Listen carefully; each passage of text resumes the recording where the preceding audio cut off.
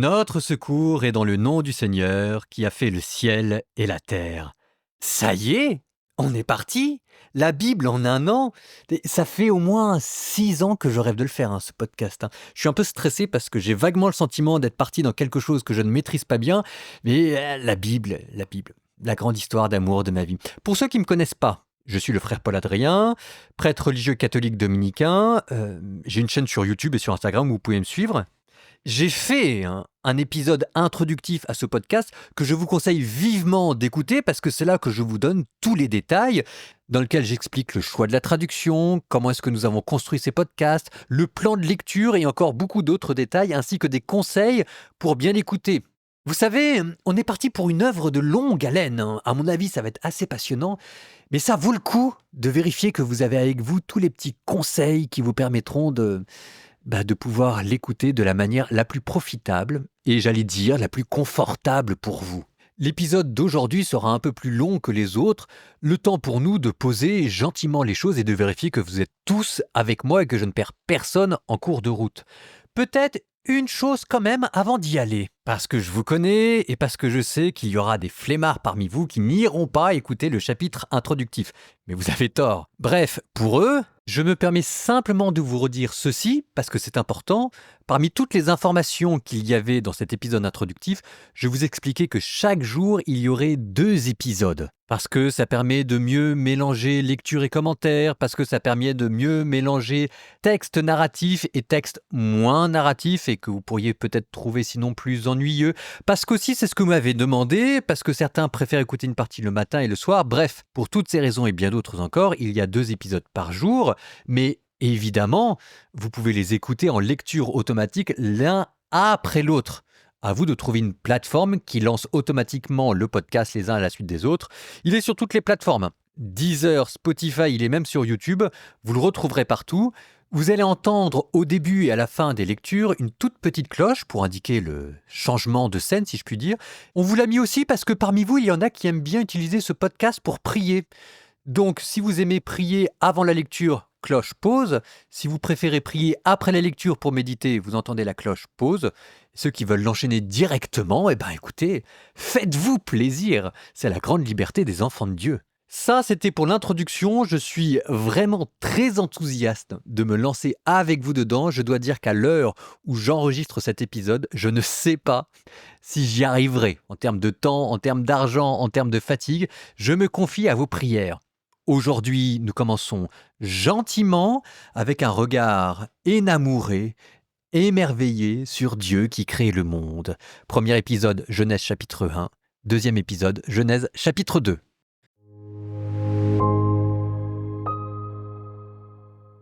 Au commencement, Dieu créa le ciel et la terre. La terre était informe et vide. Les ténèbres étaient au-dessus de l'abîme, et le souffle de Dieu planait au-dessus des eaux. Dieu dit que la lumière soit, et la lumière fut.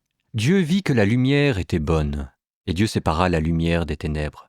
Dieu appela la lumière jour, il appela les ténèbres nuit. Il y eut un soir, il y eut un matin, premier jour. Et Dieu dit qu'il y ait un firmament au milieu des eaux, et qu'il sépare les eaux. Dieu fit le firmament, il sépara les eaux qui sont au-dessous du firmament, et les eaux qui sont au-dessus. Et ce fut ainsi. Dieu appela le firmament ciel. Il y eut un soir, il y eut un matin, deuxième jour. Et Dieu dit, les eaux qui sont au-dessous du ciel, qu'elles se rassemblent en un seul lieu et que paraisse la terre ferme. Et ce fut ainsi. Dieu appela la terre ferme terre, et il appela la masse des eaux mer. Et Dieu vit que cela était bon. Dieu dit que la terre produise l'herbe, la plante qui porte sa semence, et que, sur la terre, l'arbre à fruits donne, selon son espèce, le fruit qui porte sa semence. Et ce fut ainsi. La terre produisit l'herbe, la plante qui porte sa semence, selon son espèce, et l'arbre qui donne, selon son espèce, le fruit qui porte sa semence. Et Dieu vit que cela était bon. Il y eut un soir, il y eut un matin, troisième jour. Et Dieu dit qu'il y ait des luminaires au firmament du ciel, pour séparer le jour de la nuit, qu'il serve de signe pour marquer les fêtes, les jours et les années, et qu'il soit au firmament du ciel des luminaires pour éclairer la terre. Et ce fut ainsi. Dieu fit les 2 grands luminaires, le plus grand pour commander au jour, le plus petit pour commander à la nuit. Il fit aussi les étoiles. Dieu les plaça au firmament du ciel pour éclairer la terre, pour commander au jour et à la nuit, pour séparer la lumière des ténèbres. Et Dieu vit que cela était bon. Il y eut un soir, il y eut un matin, 4e jour. Et Dieu dit que les eaux foisonnent d'une profusion d'êtres vivants et que les oiseaux volent au-dessus de la terre sous le firmament du ciel. Dieu créa selon leur espèce les grands monstres marins, tous les êtres vivants qui vont et viennent et foisonnent dans les eaux, et aussi selon leur espèce tous les oiseaux qui volent. Et Dieu vit que cela était bon. Dieu les bénit par ces paroles. Soyez féconds et multipliez-vous, remplissez les mers, que les oiseaux se multiplient sur la terre. Il y eut un soir, il y eut un matin, 5e jour. Et Dieu dit que la terre produise des êtres vivants selon leur espèce, bestiaux, bestioles et bêtes sauvages selon leur espèce. Et ce fut ainsi. Dieu fit les bêtes sauvages selon leur espèce, les bestiaux selon leur espèce, et toutes les bestioles de la terre selon leur espèce. Et Dieu vit que cela était bon. Dieu dit « Faisons l'homme à notre image, selon notre ressemblance. Qu'il soit le maître des poissons de la mer, des oiseaux du ciel, des bestiaux, de toutes les bêtes sauvages et de toutes les bestioles qui vont et viennent sur la terre. Dieu créa l'homme à son image. À l'image de Dieu, il le créa. Il les créa, hommes et femmes.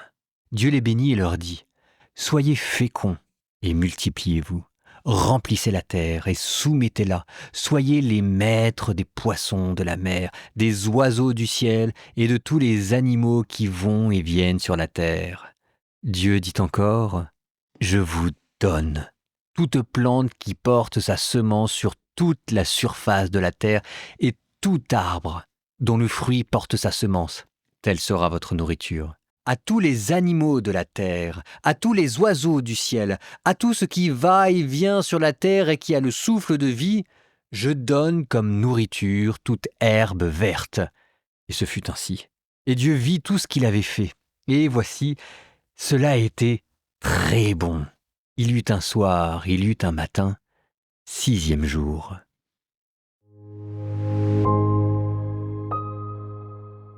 Je vous l'ai dit, nous commençons gentiment et tout en douceur avec un seul chapitre.